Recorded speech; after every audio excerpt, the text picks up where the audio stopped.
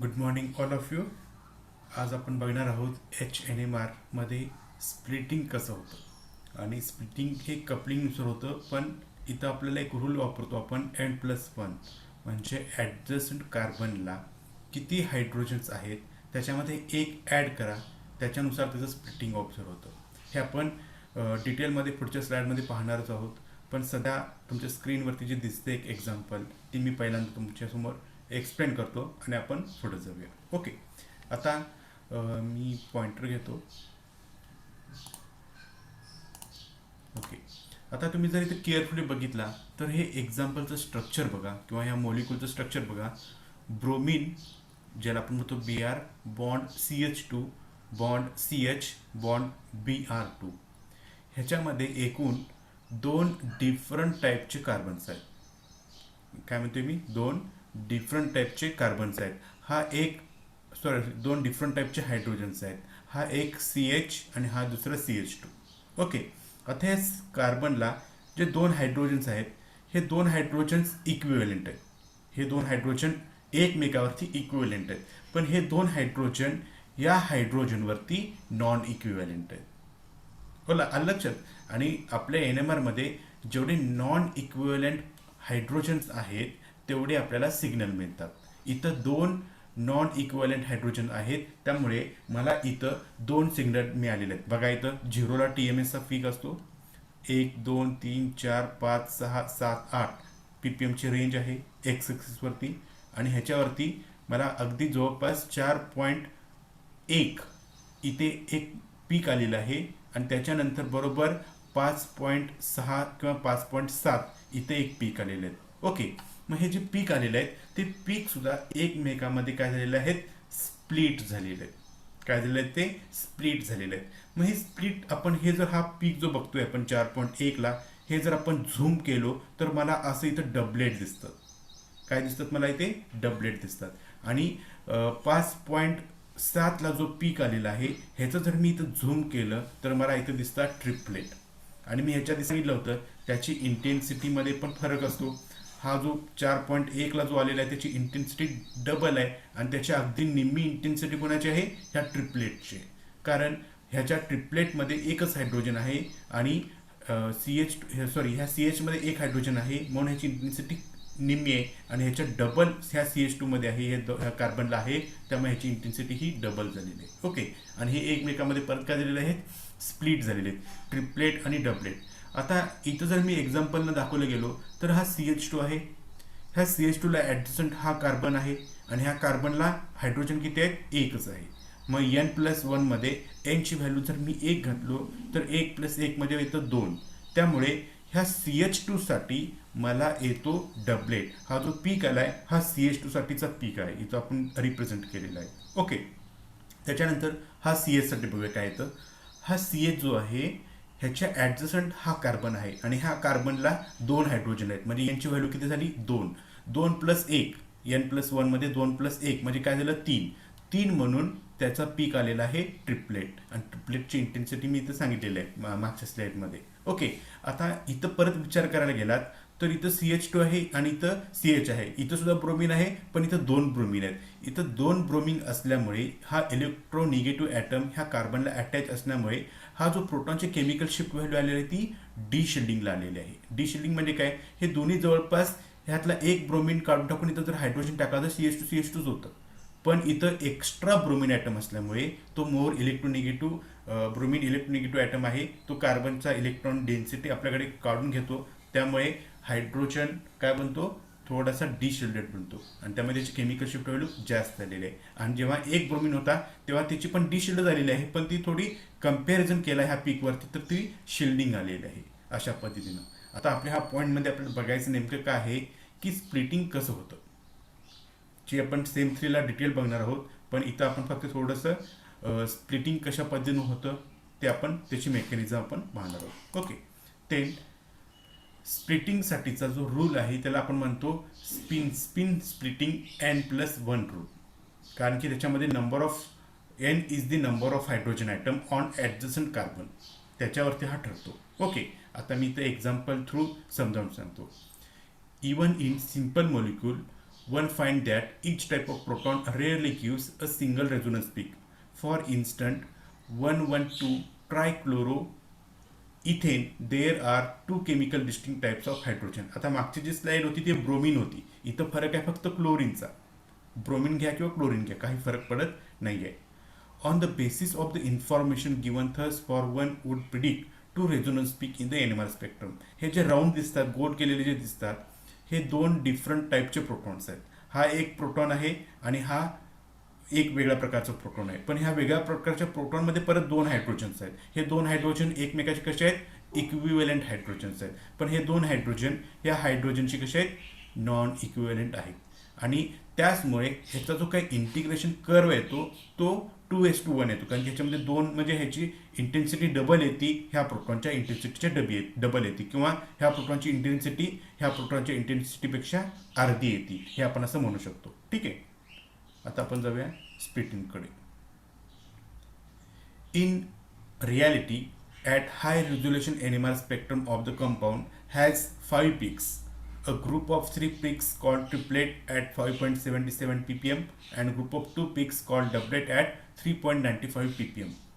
आता जे आपण त्या कंपाऊंडचा जर आपण NMR काढला तर हाय रिझोल्युशन NMR, जसं की HD हाय डेफिनेशन TV असते आपली, तसं हाय रेझोल्युशन NMR म्हणजे अगदी स्ट्रॉंग NMR आपण तिथं मोठ्या इन्स्ट्रुमेंटवरती काढतो, तिथं आपल्याला रिझोल्युशन चांगलं शार्प येतं.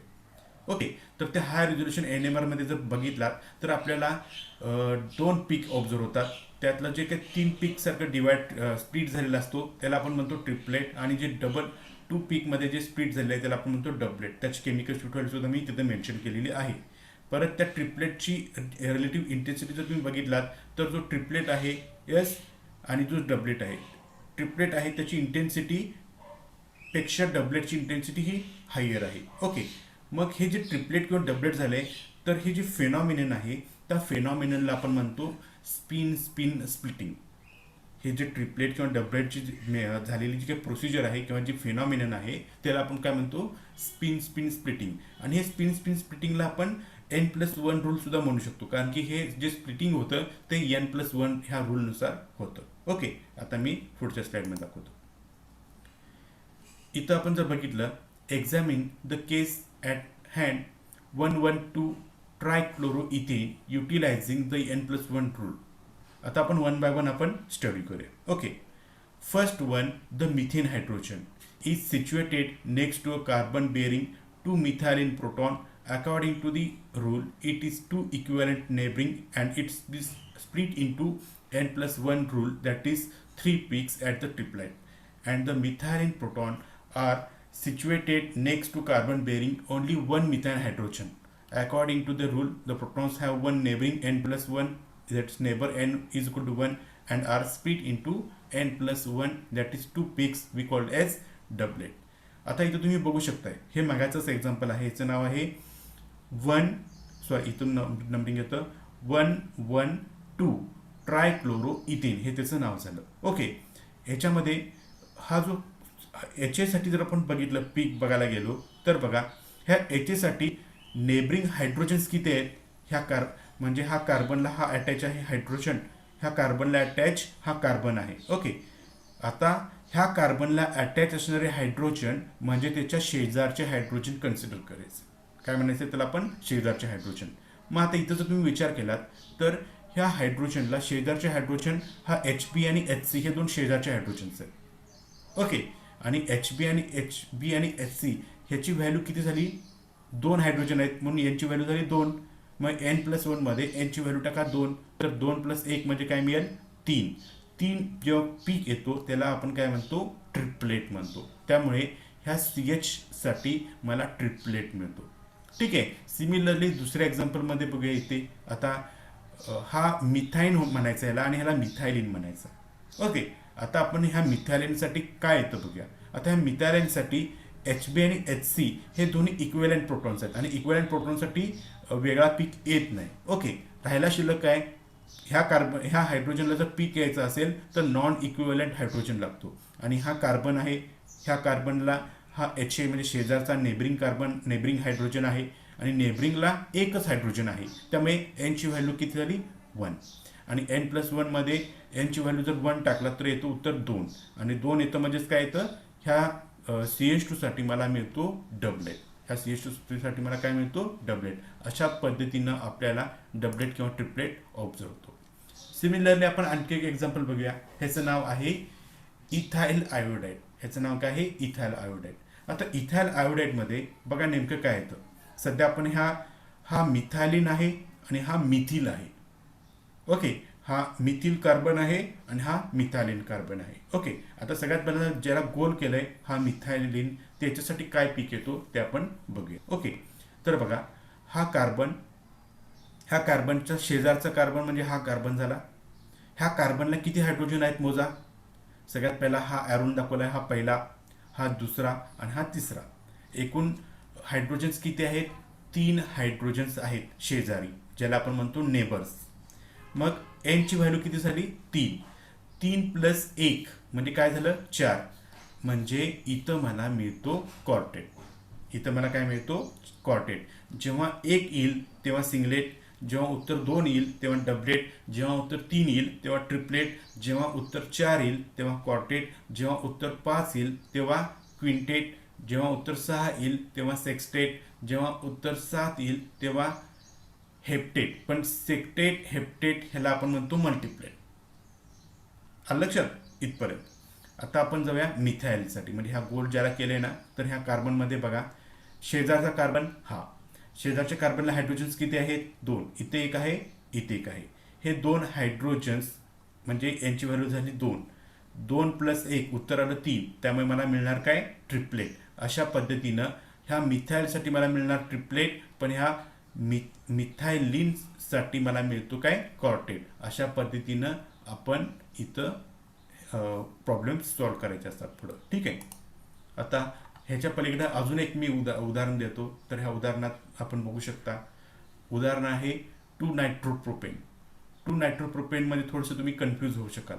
सगळ्यात पहिल्यांदा आपण बघूया कोणासाठी. तर ह्या जे कार्बन आहे, ओके, ह्या कार्बनला अटॅच जो दुसरा मिथिल ग्रुप आहे त्याच्यासाठी बघूया. आता ह्याच्यामधनं एक प्लेन पास होती बघा. प्लेन अशी पास होती की नाही. मी खाली घेतो एक सेकंड.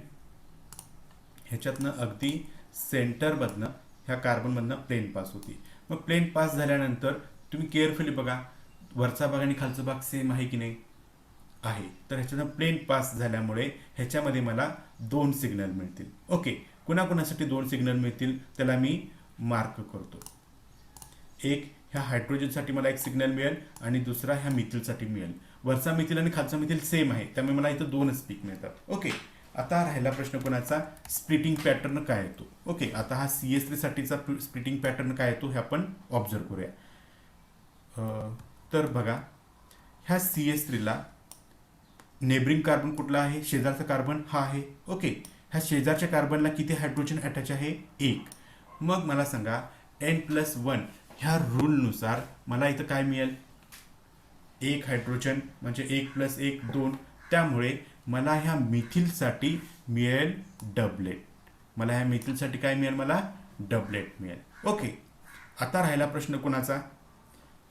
तर आता राहिला प्रश्न या हायड्रोजनचा. ओके, आता ह्या हायड्रोजनचा म्हणजे हा कार्बन त्याचा, मी त्याला दोघांना एकच मार्क करतो. आता ह्या कार्बनला शेजारी कार्बन किती आहेत. तर इथे एक कार्बन आहे आणि इथे एक कार्बन आहे. ओके, मग प्रत्येक कार्बनवरती हायड्रोजन्स किती आहेत. तर मी आता कलर बदलतो हायड्रोजनसाठी म्हणून. तर हा पहिला, हा दुसरा, हा तिसरा, म्हणजे एक साईडला 3 आहेत.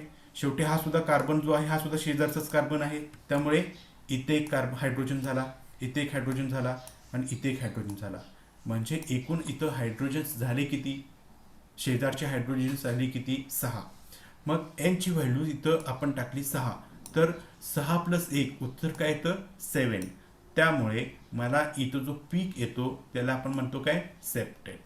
ज्याला आपण पीक असतो त्याला आपण काय म्हणतो सेप्टेट. काही जण मल्टिप्लेट म्हणतात कारण तो इतकं डोळ्याने बारीक दिसतो की काही वेळेला ते ओळखताना कठीणता येते.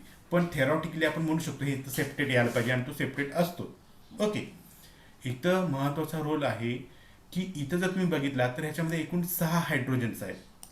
इथं हायड्रोजन्स किती आहेत? 6. आणि इथं हायड्रोजन्स किती आहेत? 1. त्यामुळे या दोघांची जर कंपॅरिझन केला इंटेन्सिटीमध्ये तर मी तुम्हाला हे दाखवतो, पीक कसं स्प्लिट होतात ते मी इथं डायग्राम काढूनच दाखवतो, जेणेकरून तुम्हाला जास्त लक्षात येईल. आता हा नायट्रो ग्रुप आहे, म्हणजे तो हायली डिशिल्डिंग झोनमध्ये जाणार आहे, CH. आणि CH3 जो आहे तो कमी याच्यामध्ये येणार आहे. आता मी इथं डायग्राम काढतो शॉर्टमध्ये. ओके, इथं 0 ppm, इथं साधारणतः 2 ppm, 1 ppm मध्ये आहे. तर ह्या 2 ppm ला मला जो पीक येणार आहे तर तो येणार आहे CH3 साठी येतो कोणता? डबलेट. तर मला येतो डबलेट. इथं डबलेट ऑब्झर्व, हा डबलेट. ह्याची दोघांची इंटेन्सिटी डबलेटची सेम राहते. ओके, अशा पद्धतीने इथं 0ला जाईल. त्याच्या पुढं साधारणतः मला एक 6 ppm ला सेप्टेटिल, त्याची इंटेन्सिटी बघा, 1 2 हे इंटेन्सिटी काढायचं आपलं राहिलं होतं. ह्याची इंटेन्सिटी खूप मोठी येणार.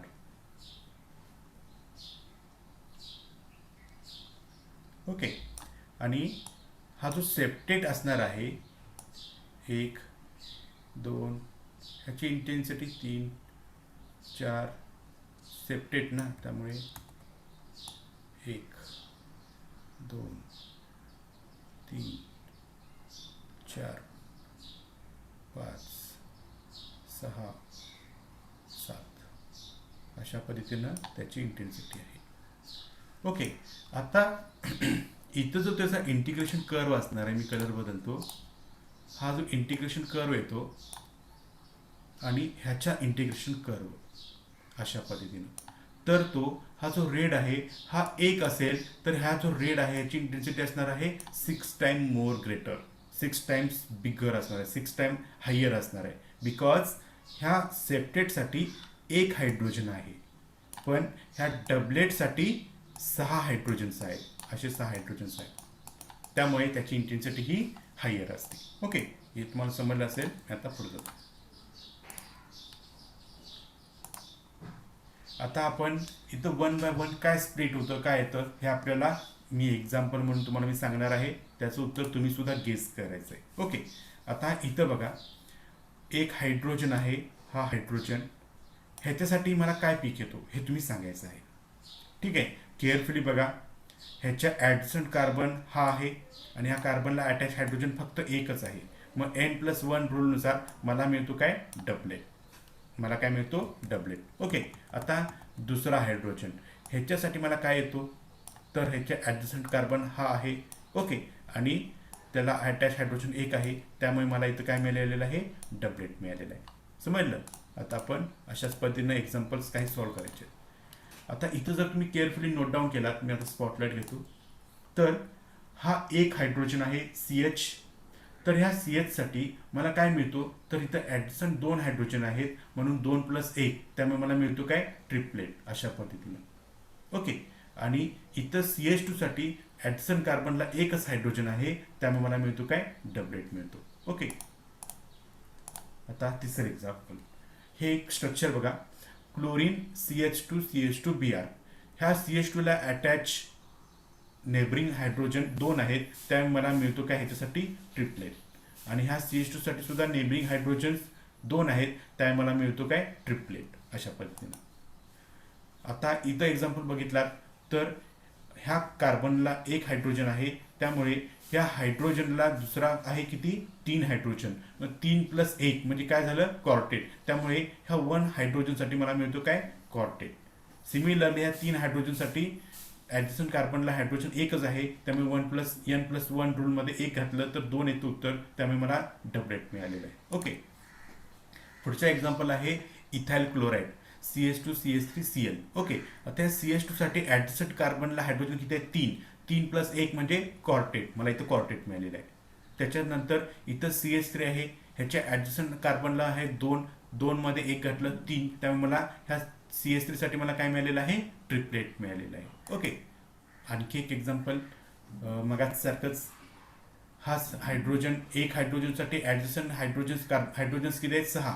6 + 1 म्हणजे 7. तर इथं केअरफुली बघा, 1 2 3 4 5 6 7. ह्याला आपण म्हणतो काय? सेप्टेट. ह्याला आपण काय म्हणतो? सेप्टेट. आणि सिमिलरली CH3 साठी काय? ह्या CH3 साठी हा ॲडिशन कार्बन आहे, इथं एकच हायड्रोजन आहे म्हणून doublet.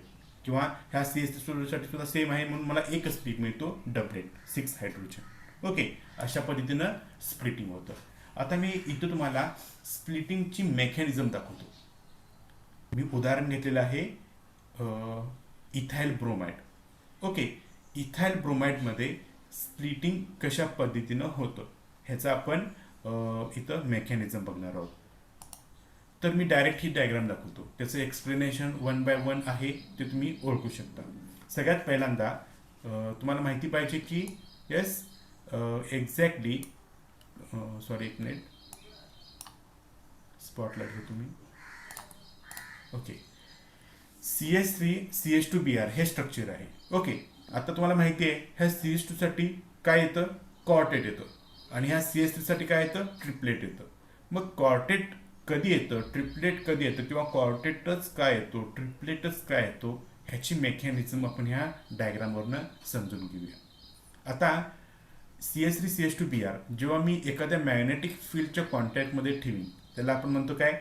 H0 applied magnetic field. तेव्हा ॲप्लाइड मॅग्नेटिक फील्डची डायरेक्शन ही अशा पद्धतीनं आहे, लेफ्टपासनं राईटला. आता फक्त ओनली ह्या मी जे मार्क करतो त्या डायग्राममध्येच फक्त बघा, एवढ्यामध्येच बघून घ्या, बाकी कुठेही लक्ष द्यायची आवश्यकता नाही आहे. ओके, तर ॲप्लाइड मॅग्नेटिक फील्डची डायरेक्शन बघा, मी आता क्लिअर करतो. हे जे मी रेड केले ना तेवढ्याच तेवढ्याच झोनमध्ये बघायचं, बाकी इकडे तिकडे कॉन्सन्ट्रेशन कुठं लूज करायची नाही आहे. ओके, आता हा जो CH2Br आहे हा मॉलिक्यूल, हा मॉलिक्यूल मी मॅग्नेटिक फील्डमध्ये ठेवलेला आहे. म्हणजे एक्झॅक्टली CH2Br नाही तर total hole molecule CH3 CH2Br. त्यापैकी हा जो CH2Brला क्वार्टेट मिळतो तो कुणामुळे मिळतो ते आता आपल्याला इथं बघायचं आहे. ओके, ॲप्लाइड मॅग्नेटिक फील्डची डायरेक्शन कशी आहे? ह्या स्लाइडमध्ये लेफ्टपासनं राईटला आहे, अशा पद्धतीनं लेफ्ट टू राईट. ओके, मी क्लिअर करतोय. आता ह्या CH2ला ॲडजसंट कोण आहे? तर CH3 आहे, बरोबर. तर CH3 म्हणजे 3 हायड्रोजन्स झाले. तर ह्या 3 हायड्रोजनमध्ये प्रत्येक हायड्रोजनला एक स्पिन स्टेट आहे. मग 3 हायड्रोजनला स्पिन स्टेट किती झाले? तर 3 झाले. हे स्पिन स्टेट दाखवलेलं आहे. हा एक स्पिन स्टेट, हा दुसरा स्पिन स्टेट, हा तिसरा स्पिन स्टेट. ओके, जेव्हा पहिला पीक येईल तेव्हा ॲप्लाइड मॅग्नेटिक फील्ड आणि ह्या हायड्रोजनचे स्पिन स्टेट अगदी पॅरलल आहेत. आणि जेव्हा पॅरलल असतात तेव्हा काय होतात? डिशिल्ड होतात, स्ट्रॉंगली डिशिल्ड. पण जी सेकंड पॉसिबिलिटी आहे त्या पॉसिबिलिटीमध्ये बघा, कुठेही बघा, एक अँटी पॅरलल झालेला आहे आणि 2 काय झालेले आहेत? मी कलर बदलतो. 2 पॅरलल आहेत. 2 कसे आहेत? पॅरलल आहेत. बघा केअरफुली, हे 2 ह्या वरती पॅरलल आहेत ना? आहेत. आणि एक कसं आहे? अँटी पॅरलल आहे. सिमिलरली दुसरी अजून एक पॉसिबिलिटी आहे, ह्यातला हा अँटी पॅरलल आहे, बाकीचे 2 पॅरलल आहेत. आणि तिसरी पॉसिबिलिटी, हा तिसरा स्पिन स्टेट अँटी पॅरलल आहे पण हे 2 कसे आहेत? पॅरलल आहेत. मग हे 2 पॅरलल आणि एक अँटी पॅरलल ह्या दोघांच्या मध्ये कोणाचं मत आहे? 3 पैकी 2 कुठल्या एक साईडला, त्यामुळे त्यांचा काय असणार आहे? ताकद जास्त असणार आहे. त्यामुळे ते सुद्धा काय असणार आहेत? थोडासा डिशिल्ड असणार आहेत. थोडा काय असणार? थोडासा डिशिल्ड असणार आहेत. ओके, त्याच्यानंतर तिसरी पॉसिबिलिटी, मी कलर परत बदलतो. तिसऱ्या पॉसिबिलिटीमध्ये 2 अँटी पॅरलल आहेत. ह्याच्याबरोबर 2 ॲरो चेक करा तुम्ही फक्त. हा ॲरो इकडे आहे, हा ॲरो त्याच्या अपोजिट साईडला आहे, म्हणजे अँटी पॅरलल आहेत. सिमिलरली इथं सुद्धा जर तुम्ही केअरफुली बघितला तर हा अँटी पॅरलल आहे आणि हा अँटी पॅरलल, म्हणजे ह्या सुद्धा स्पिन स्टेटमध्ये 2 अँटी पॅरलल आहेत. परत तिसऱ्या पॉसिबिलिटीमध्ये सुद्धा जर तुम्ही बघितलं केअरफुली तर हे 2 अँटी पॅरलल आहेत. मग मला सांगा, 2 अँटी पॅरलल आणि एक पॅरल, ह्याच्यापैकी ताकद कोणाची जास्त पडणार आहे? जे अँटी पॅरलल आहेत त्याची. त्यामुळे हा पीक थोडासा काय झालेला आहे? शिल्डिंगमध्ये आलेला आहे. ह्यामध्ये थोडंसं काय आलेलं आहे? शिल्डिंगमध्ये आलेलं आहे. आणि मी आता परत कलर बदलतो आणि आता येलो येतो. तर ह्या येलोमध्ये जर तुम्ही बघितला तर तिन्ही स्पिन स्टेट ह्या अप्लाइड मॅग्नेटिक फील्डच्या अगदी अपोजिट आहेत, म्हणजे त्याला आपण म्हणतो अँटी पॅरल. आणि जेव्हा अँटी पॅरल असतात तेव्हा काय होतं, शिल्डिंग होतं. त्यामुळे ह्याची केमिकल शिफ्ट व्हॅल्यू जर तुम्ही मोजायला गेलात ह्या पीकपासून, तर तो किती येतो, साधारणतः मला वाटते 3.2 असेल इथं, कदाचित इथं 3.3 असेल, इथं 3.42 आहे, इथं 3.55 असेल काहीतरी. पण ह्या टोटल पीक जो क्वार्टेट आलेला आहे ह्याचं सेंटर म्हणजे त्याची केमिकल शिफ्ट व्हॅल्यू येते. आणि ती केमिकल शिफ्ट व्हॅल्यू किती आहे, 3.42 डेल्टा किंवा 3.42 ppm. हे त्याचं स्पिन स्टेटमधनं हे त्याचं केमिकल शिफ्ट व्हॅल्यू झाली. ओके. आणि हा एकूण टोटल पीक काय आलेला आहे, ह्याच्यामुळे क्वार्टेट आलेला आहे. आणि क्वार्टेटमध्ये जर तुम्ही इंटेन्सिटी कम्पेअर केलात, हे मी सगळंच क्लिअर करतोय, ह्याची इंटेन्सिटी जर तुम्ही कन्फर्म केलात तर हा एक जो पीक आहे ह्याच्या अगदी ट्रिपल म्हणजे 3 पट मोठा हा पीक आहे. ओके. त्याच्याबरोबर ह्याची इंटेन्सिटी परत ट्रिपल आहे, पण त्याच्यापेक्षा परत 3 पट कमी ह्याची इंटेन्सिटी आहे. त्यामुळे ह्याचा इंटेन्सिटी काय आहे, 1:3:3:1. आता ही कशी आली इंटेन्सिटी 1:3:3:1? तर इथं बघा, इथं 3 स्पिन स्टेट आहेत, बरोबर. पण इथं स्पिन स्टेटचा सेट किती आहे, 3 आहेत. त्यामुळे ह्याची इंटेन्सिटी 3 वाढली. परत इथं सुद्धा 3 आहे म्हणून 3 वाढलेले आहे. पण इथं परत काय आहे, स्पिन स्टेट एकच आहे, म्हणजे 3 हायड्रोजनचा स्पिन स्टेटचा सेट एकच आहे. त्यामुळे त्याची इंटेन्सिटी काय झालेली आहे, कमी झालेली आहे. आणि ती 3 पटाने कमी झालेली आहे. त्यामुळे त्याची इंटेन्सिटी 1:3:3:1. आणि हा टोटल जो आहे हा आहे कॉर्टेट. ह्या पूर्ण पीकला आपण काय म्हणतो, कॉर्टेट. आणि या कॉर्टेटमध्ये जे काय डिस्टन्स असतं ह्याच्यामधलं, दोन पीकमधलं डिस्टन्स, त्या डिस्टन्सला आपण म्हणणार आहोत कपलिंग कॉन्स्टंट. त्या डिस्टन्सला आपण काय म्हणणार आहोत, कपलिंग कॉन्स्टंट. ह्यामध्ये पुढचा जो भाग आपण बघणार आहोत त्यामध्ये आपण डिटेलमध्ये बघणारच आहोत कपलिंग कॉन्स्टंट म्हणजे काय. ओके. आता हा झाला CH2Br साठी झाला. ठीक आहे. आता आपण बघूया CH3 साठी मला ट्रिपलेट येतो, आणि तो ट्रिपलेट काय येतो. ओके. इथं सुद्धा सिमिलरली आता फक्त ह्याच डायग्राममध्ये बघायचं, बाकी इकडे तिकडे कुठेही कॉन्सन्ट्रेशन ठेवायचं नाहीये, कुठे इकडे तिकडे लक्ष द्यायचं नाहीये. ओके. आता इथं काय होतं बघूया. ह्या CH3 साठी मी परत काय केलेलं आहे, अप्लाइड मॅग्नेटिक फील्ड ठेवलेलं आहे. अप्लाइड मॅग्नेटिक फील्डची डायरेक्शन परत कशी आहे, हा लेफ्ट टू राईट आहे. ओके. ह्याच्या ऍडजस्टंटला 2 हायड्रोजन्स आहेत म्हणजे CH2 आहे. त्यामुळे मला मिळतो काय, ट्रिपलेट. त्या ट्रिपलेटमध्ये हा 1, 2 आणि हे 3 अशा पद्धतीने मला ट्रिपलेट मिळतात. मग एकूण ह्या CH3ला ऍडजस्टंट हायड्रोजन किती आहेत, 2 आहेत, बरोबर आहे ना. मग 2 हायड्रोजन म्हणजे मला आता इथं किती मिळणार, प्रत्येक हायड्रोजनमध्ये 1 स्पिन स्टेट असतो. 2 हायड्रोजन म्हटल्यावरती 2 स्पिन स्टेट म्हणजे 2 ॲरो. मग एक पहिला ॲरो मी दाखवलाय कसा, पॅरलल. पहिला ॲरो कसा दाखवलेला आहे, पॅरलल. कुणाच्या पॅरलल, तर ह्या अप्लाइड मॅग्नेटिक फील्डच्या पॅरलल. ओके. दुसरी पॉसिबिलिटी काय राहते, ह्यातला एक अँटी पॅरलल होईल किंवा दुसऱ्या हायड्रोजन मधला अँटी पॅरलल होईल. अशी 2 पॉसिबिलिटी झाली. आणि तिसरी पॉसिबिलिटी काय आहे, दोन्हीच्या दोन्ही अँटी पॅरलल. दोन्हीच्या दोन्ही काय आहे, अँटी पॅरलल. त्यामुळे मला ऑब्झर्व होतो ट्रिपलेट. 3 पॉसिबल स्पिन स्टेट असल्यामुळे मला काय ऑब्झर्व होतो, ट्रिपलेट ऑब्झर्व होतो. परत ह्यांची इंटेन्सिटी जर तुम्ही मेजर केलात, तर इंटेन्सिटी बघा, नोट डाऊन करा. तर इथं 1 आहे, बरोबर, आणि इथं 2 आहेत. त्यामुळे ह्याची इंटेन्सिटी ह्या पीकच्या ही इंटेन्सिटी किती असणार आहे, डबल असणार आहे. सिमिलरली इथं 1 आहे सेट, त्यामुळे ह्याची इंटेन्सिटी परत हायरपेक्षा निम्मी असणार आहे, म्हणजे ह्या पीकच्या निम्मी असणार आहे. त्यामुळे ह्याची इंटेन्सिटी 1:2:1 अशा पद्धतीनं असतो. आणि ह्या दोन्ही पीकचा म्हणजे इथून ते इथूनचा सेंटर येतो इथे, त्यामुळे ह्याची केमिकल शिफ्ट व्हॅल्यू येते 1.68 ppm. अशा पद्धतीनं तो स्पिन स्प्लिटिंग आपल्याला ऑब्झर्व होतो. ठीक आहे. मी आता पुढे जातोय. आता हेच परत मी तुम्हाला नोट्सच्या फॉर्मॅटमध्ये देताना डबल स्लाइड घेतलेले आहे, ते तुम्हाला जास्त समजण्यासाठी म्हणून. तुम्ही एकच स्लाइड लिहिलात तरी पण चालू शकेल. ठीक आहे. जरी समजलं नसेल तर मी इथं परत स्टेप बाय स्टेप तुम्हाला ह्याच्यामध्ये स्लाइडमध्ये समजावून देऊ शकतो. कसं, तर इथं तुम्ही केअरफुली परत एकदा बघू शकताय. उदाहरण कोणतं आहे, तर बघा, हा क्लोरीन आहे, त्याच्या पुढं स्पॉटलाइट घेतो. हा क्लोरीन आहे, इथं कार्बन आहे, ह्या कार्बनला एक हायड्रोजन आहे, परत ह्याला क्लोरीन आहे, परत दुसरा कार्बन आहे, हा हायड्रोजन आहे, हा हायड्रोजन आहे, हा ब्रोमीन आहे. आता इथं फरक काय बघा, हा जो ब्ल्यूनं दाखवलेला आहे आणि रेडनं दाखवलेला आहे. हा ब्लूनं दाखवलेला हा एकच आहे, पण रेडनं दाखवलेला हायड्रोजन आहेत हे कसे आहेत, केमिकली इक्विव्हॅलेंट, म्हणजे ह्या दोन्ही हायड्रोजनसाठी एकच पीक येणार. आणि हा जो ब्ल्यूने दाखवलेला आहे हा सुद्धा एकटा असल्यामुळे ह्याला एकच पीक मिळणार. पण ब्लू आणि रेड हे दोन्ही हायड्रोजन एकमेकाशी कसे आहेत, नॉन इक्विव्हॅलेंट आहेत. ओके, आता आपण बघूया वन बाय वन. आता आपण बघूया ह्या हायड्रोजनसाठी काय येतो नेमका. आता तुम्हाला थेरॉटिकली माहित आहे, ह्या हायड्रोजन म्हणजे हा कार्बन आहे, ह्या कार्बनचा शेजारचा कार्बन कोण आहे, हा कार्बन आहे. ह्या कार्बनला किती हायड्रोजन आहेत, 2. त्यामुळे ह्या ब्ल्यू हायड्रोजनला मला काय पीक येतो, कोणता पीक येतो, ट्रिपलेट येतो. कसा येतो ते आपण इथं बघूया. असा ट्रिपलेट आलेला आहे.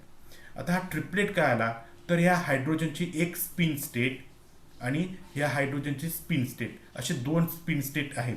एक आहे पॅरलल, त्यामुळे एक हायड्रोजन इथं पॅरलल आलेला आहे.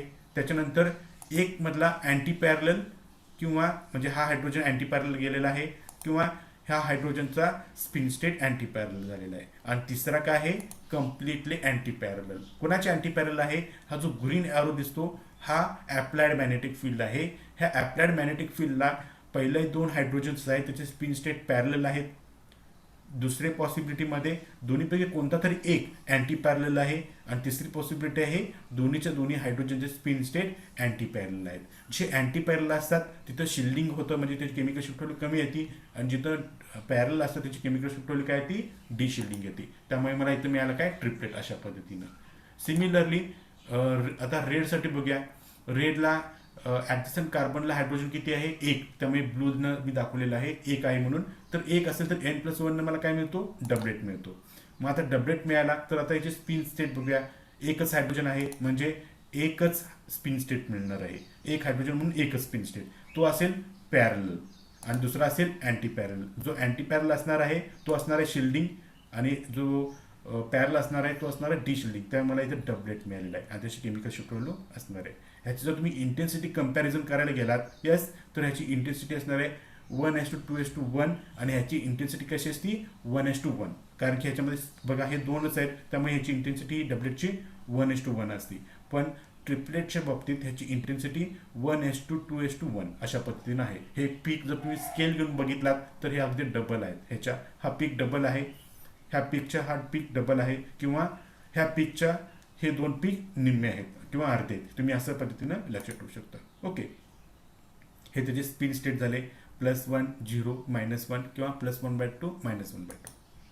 आता हे जे स्प्लिटिंग होतं ते एक फॉर्म्युल्यानं स्प्लिट होतं, सिंगलेट, डबलेट, ट्रिपलेट, क्वाड्रेट. आणि त्याची प्रत्येकाची इंटेन्सिटी ही आपल्याला फाइंड आउट करता येते. कशी फाइंड आउट करता येते, तर इथं आपण या चार्टनुसार बघू शकतो. जर एनची व्हॅल्यू म्हणजे ॲडजसंट कार्बनला हायड्रोजन नसेल तर आपल्याला मिळतो काय, N+1 न 1 व्हॅल्यू मिळते आणि तो असतो सिंगलेट. आणि त्याची जी इंटेन्सिटी असते ती कशी असते, 1 असते.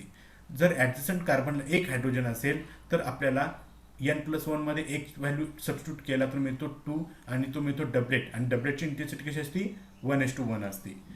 जर ट्रिपलेट आला असेल तर त्याची इंटेन्सिटी 1:2:1. हे लक्षात कसं ठेवायचं, तर बघा हा 1 आहे, तो पहिला 1 इथं लिहा. 1+1 म्हणजे ह्याच्या सेंटरला बरोबर 2 आणि 1 ॲज इट इज, त्यामुळे हा ट्रिपलेट. 4 असताना क्वार्टेट मिळतो. क्वार्टेट कसा मिळतो, पहिला हा 1 आहे त्याला पहिल्यांदा बाहेर वर म्हणजे बाहेरच्या साईडला 1 घ्या. 1+2 म्हणजे काय, 3 म्हणजे ट्रिपलेट. 2+1 म्हणजे काय, तो 3 म्हणजे 3 आणि हा 1 ॲज इट इज, त्यामुळे क्वार्टेट. क्वार्टेटची इंटेन्सिटी 1:3:3:1 अशा पद्धतीनं असते. Similarly quintet. क्विंटेटसाठी कशी असते, हा 1 परत 1 इकडे बाहेर घ्या. 1+3 म्हणजे 4, ह्याच्या मिडलला 4 लिहा. 3+3 ह्याच्या मिडलला 6 लिहा. 3+1 4 हे मिडलला लिहा आणि 1 ॲज इट इज 1 अशी क्विंटेटची इंटेन्सिटी असते. हे तुम्ही कुठेही बघू शकता. ठीक आहे, आता मी जातोय पुढं आणि मला थोडं वेळास इथंच थांबायचं आहे कारण मला जरा आज कॉलेजला पण जायचं आहे. ठीक आहे, मी इथंच थांबतोय. लेक्चर मी